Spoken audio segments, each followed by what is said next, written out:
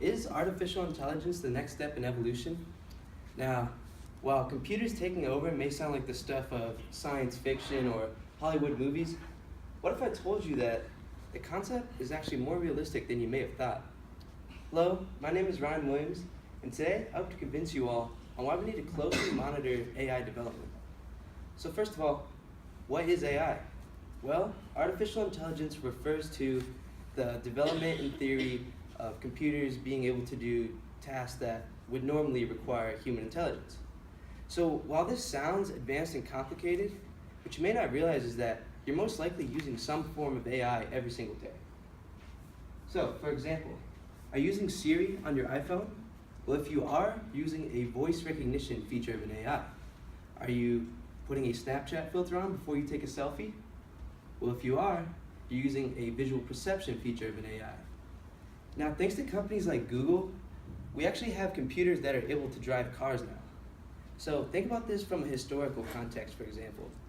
Decades ago, the concept of a computer driving a car seemed like nonsense. However, today, it is absolutely a reality. Which brings me to a point that I want to emphasize on. At what point will there be tasks that computers are not able to do, if there are any at all?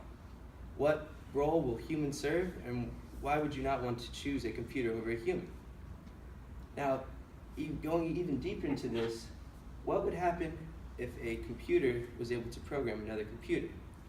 Well, the groundwork for this theory may have already been laid. Microsoft created DeepCoder, which is an AI system that is able to write software that it needs to complete tasks. So while it's still in the primitive stage, it doesn't pose much of a threat right now. In the future, though, this could mean self-modifications, which is troubling for a couple of reasons, just because we don't know what self-modifications a computer would make or even want to make to itself. So there's a variety of opinions that leading tech experts and scientists have on the topic. You can see those like Stephen Hawking and Bill Gates are more skeptical and believe that doomsday type scenarios are technically possible. But then you also have those like Mark Zuckerberg that is not really worried about the risk and wants to see the technology pushed to its limits to reap the full benefits. So the spectrum can really be broken into two categories though.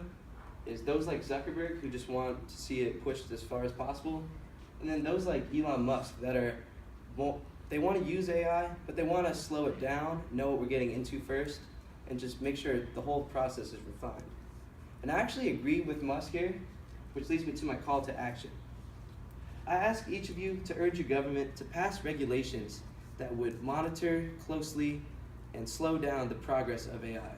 This way we would know exactly what we're getting into. Before I leave, I would just like to leave you all with this.